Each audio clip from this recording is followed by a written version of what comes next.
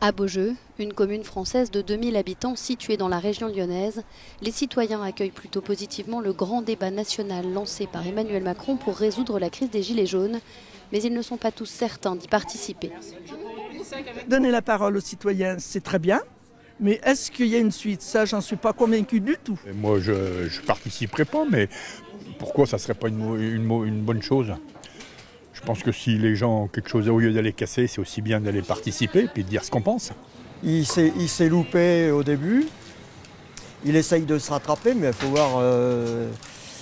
voir comment les gens vont réagir à ce débat, justement. Voilà. Petite retraite, mobilité, accès aux soins, les axes d'amélioration sont nombreux dans le milieu rural et ils ont été exprimés sur un cahier de doléances disponible à la mairie.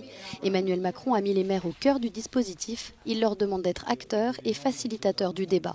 Les maires sont en première ligne quelque part parce que c'est eux qu'on vient voir et souvent qu'on questionne.